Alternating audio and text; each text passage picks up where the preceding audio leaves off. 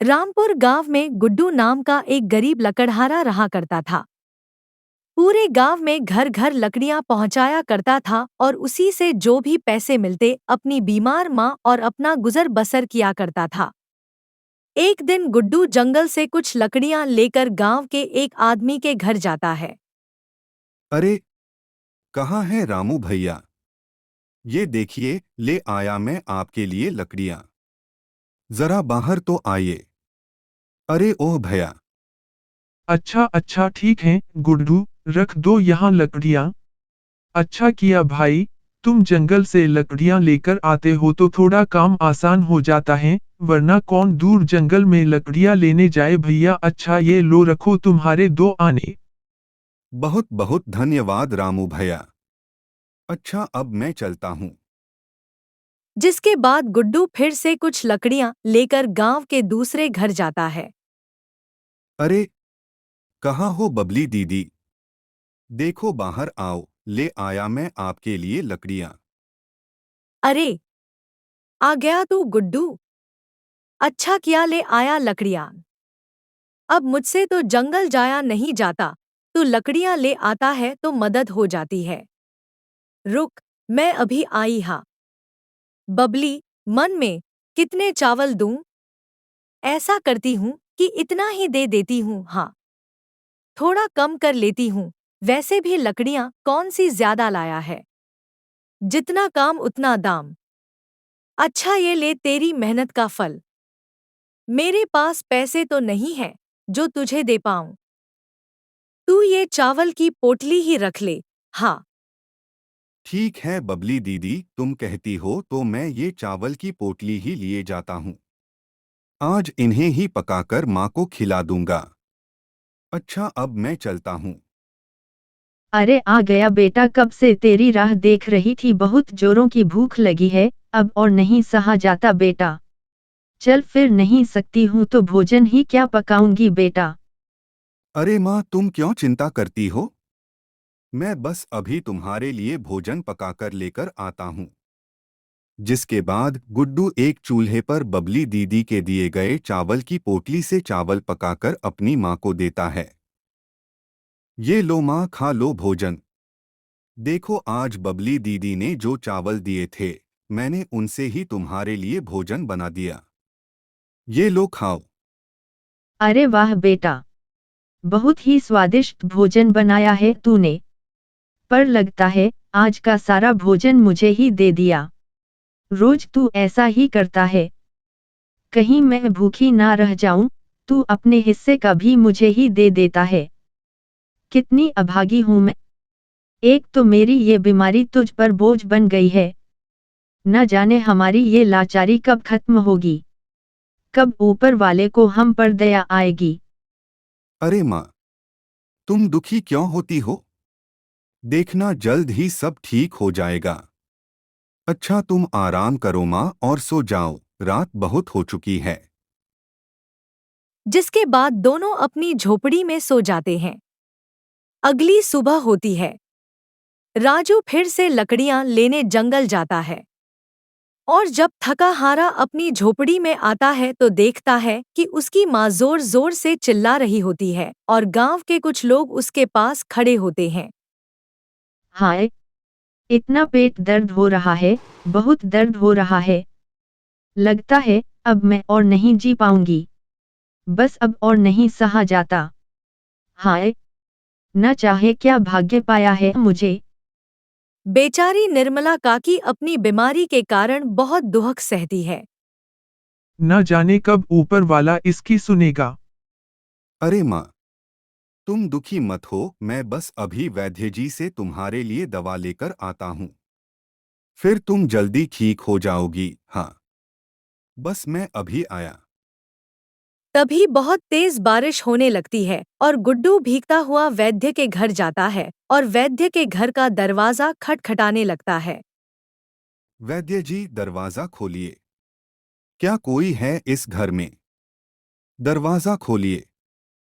लेकिन गुड्डू के कई बार बोलने पर भी कोई दरवाजा नहीं खोलता है। तभी वहां पर एक आदमी आता है जो काला कंबल ओढ़े होता है। अरे, कौन हो तुम? क्या तुम नहीं जानते इस घर में अब कोई नहीं रहता है?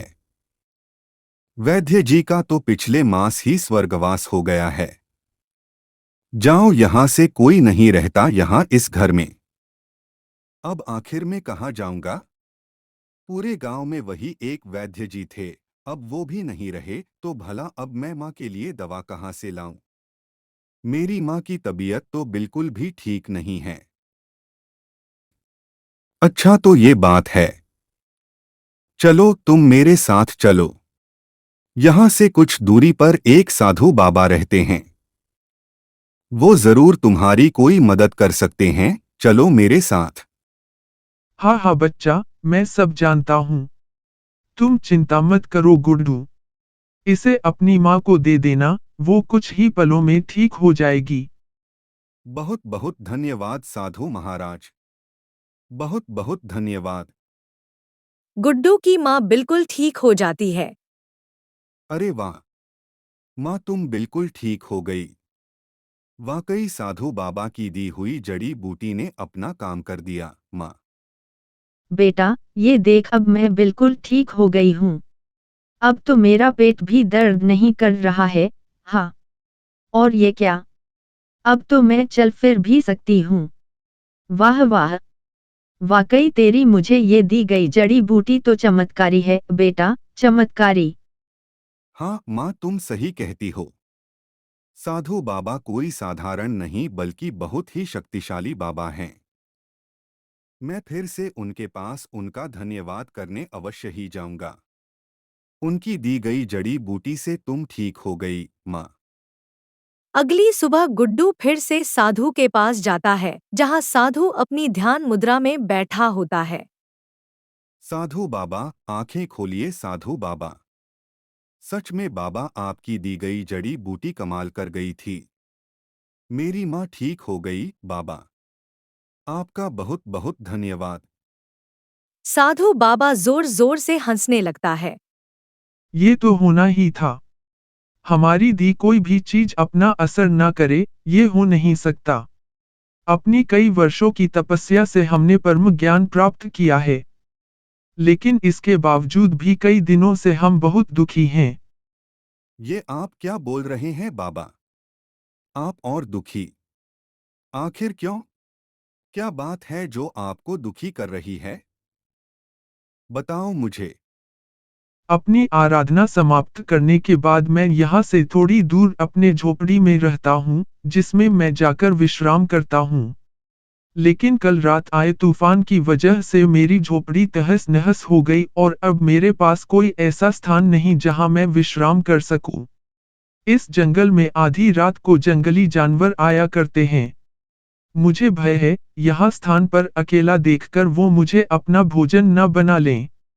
अरे, अच्छा तो ये बात है। आप चिंता मत कीजिए, मैं एक लकड़हारा हूँ। आपकी समस्या का उपाय है मेरे पास। चलिए, आप मुझे अपनी टूटी हुई झोपड़ी के पास ले चलिए। अभी रुकिए साधु बाबा, मैं बस अभी आया। जिसके बाद गुड्डू जंगल जाता है और कुछ लकड़ियां और घास फूस लेकर साधु बाबा के पास आता है और फिर से साधु बाबा की टूटी झोपड़ी बनाने लगता है और देखते ही देखते वह फिर से साधु बाबा की बहुत सुंदर झोपड़ी बना देता है। ये लीजिए बाबा, आपकी झोपड़ी बनकर तैयार हो गई है। ये पहले से काफी मजबूत और सुंदर बन गई है। देखिए, अब आप इसमें आराम से विश्राम कर पाएंगे। सच में तुमने तो बहुत ही सुंदर झोपड़ी बना दी। अब हम इसमें अच्छे से विश्राम कर पाएंगे। हमें किसी जंगली जानवर का भी कोई भय नहीं होगा। वाह! मैं तुमसे बहुत खुश हूँ। बताओ, तुम्हारी क्या इच्छा है? हम अवश्य ही पूरा करेंगे। बताओ हमें। आप ऐसा कर सकते हैं तो साधु बाबा, मुझे कोई ऐसी वस्तु दे दीजिए जिससे मेरी बूढ़ी माँ को कभी भूखा ना रहना पड़े। बस कोई ऐसी वस्तु दे दीजिए बाबा। अच्छा तो ये इच्छा है। ठीक है, तुम्हारी ये इच्छा मैं अवश्य पूरी करूंगा। तभी साधु बाबा की शक्ति से वहां एक चमकती हुई कड़ाही आ जाती है। ये चमत्कारी कड़ाही है। जब भी तुम्हें अपनी बूढ़ी माँ के लिए भोजन की आवश्यकता होगी तो यह चमत्कारी कड़ाही तुम्हारी सहायता करेगी। तुम इससे जो भी वस्तु मांगोगे, वो तुम्हें मिल जाएगी। सच में बाबा, आप सच बोल रहे हैं? मैं इस चमत्कारी कड़ाही से जो भी मांगूंगा, ये कड़ाही मुझे देगी? हाँ बेटा, तुम जो भी मांगोगे वही देगी। लेकिन याद रखना, जरूरत से ज्यादा लालच सदैव ही विनाश की ओर ले जाता है। अत्यधिक लालच का फल हमेशा ही बुरा होता है बेटा। बाकी सब तो माया है, माया। हाँ बाबा, मैं ध्यान रखूंगा। आपने जो कहा मैं वो समझ गया। बहुत बहुत धन्यवाद आपका बाबा। अब मैं चलता हूँ। घर पहुँचने के बाद, माँ ओ माँ, कहाँ है तू? अरे, आ गया तू बेटा। कब से तेरी राह देख रही थी। आज तो घर में एक भी अनाज का दाना नहीं है। अरे, लेकिन तेरे हाथ में ये कड़ाही कहाँ से आई? बता, क्यों लेकर आया है तू ये? आजकल तो दीवार के भी कान होते हैं। ये कोई मामूली कड़ाही नहीं है, बल्कि चमत्कारी है। साधु बाबा ने दी है। रुको अभी। हे चमत्कारी कड़ाही, मुझे खूब सारा भोजन चाहिए जिससे मेरा और मेरी माँ का पेट भर जाए। जल्दी से मुझे खूब सारा भोजन दे दो। अरे वाह बेटा, तू तो बिल्कुल सच बोल रहा था। ये तो सच में चमत्कारी कड़ाही है। अरे वाह वाह, इतना सारा भोजन। हाँ माँ, देखो कितना सारा भोजन आ गया है। वाह, चलो अब भोजन करते हैं। आगे से गुड्डू और उसकी माँ को जब भी भोजन चाहिए होता था, तब वह उस चमत्कारी कड़ाही से मांगते और रोज बड़े चाव से भोजन करते। लेकिन फिर एक दिन गुड्डू की पड़ोसिन बबली गुड्डू के घर आती है और उसकी माँ को आवाज देती है, अरे, कहाँ हो निर्मला काकी?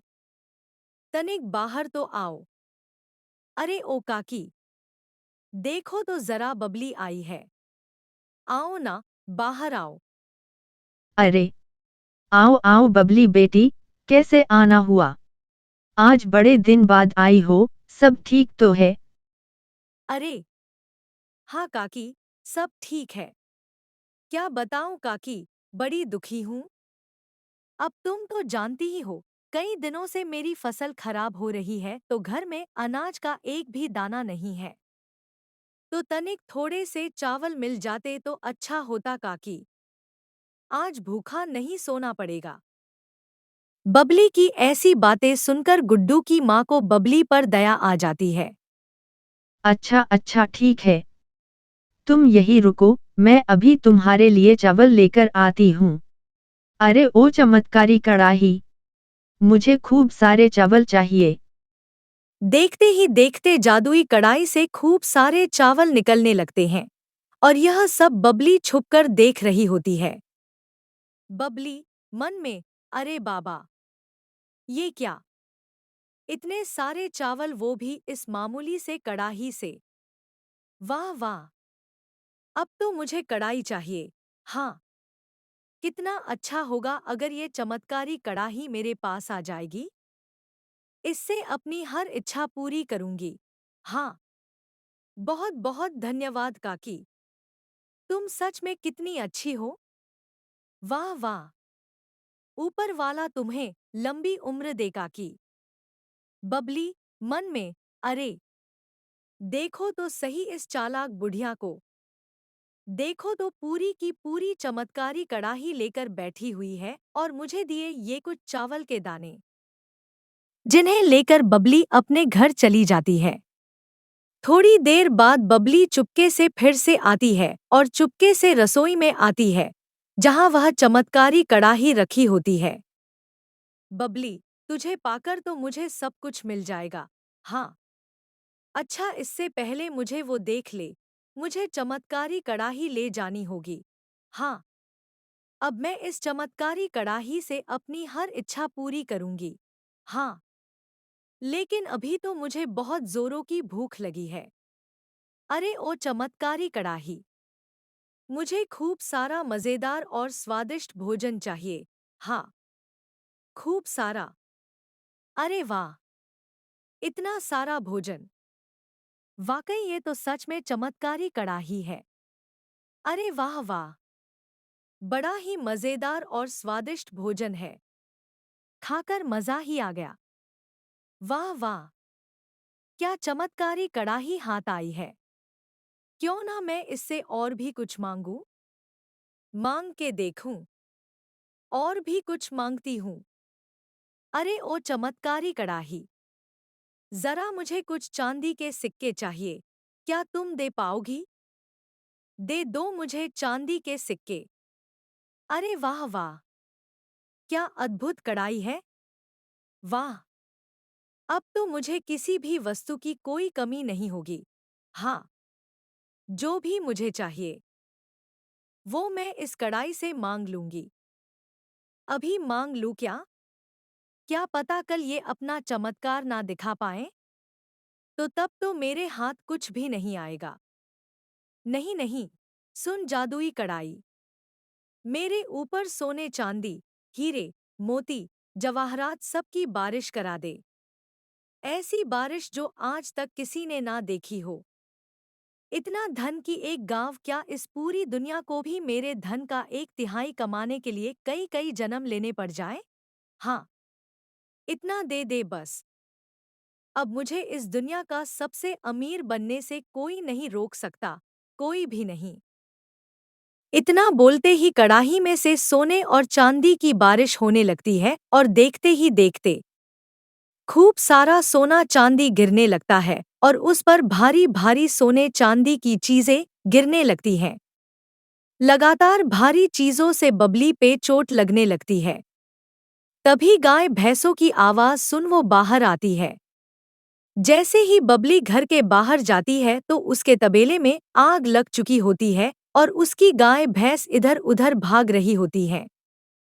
तभी पूरे तबेले में आग लग जाती है और जैसे ही वो कुछ सोचती है इतने में उसका सारा घर जलकर राख हो जाता है।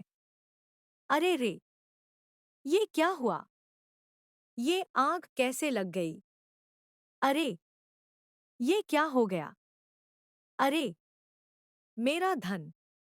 ये क्या हो गया? मेरा सारा धन और वो चमत्कारी कड़ाही आग में जलकर खाक हो गई। लगता है ये सब मेरे लालच की वजह से हुआ है। मुझे वो चमत्कारी कड़ाही निर्मला काकी की झोपड़ी से चोरी ही नहीं करनी चाहिए थी। मुझे जाना होगा निर्मला काकी के पास, माफी मांगनी होगी।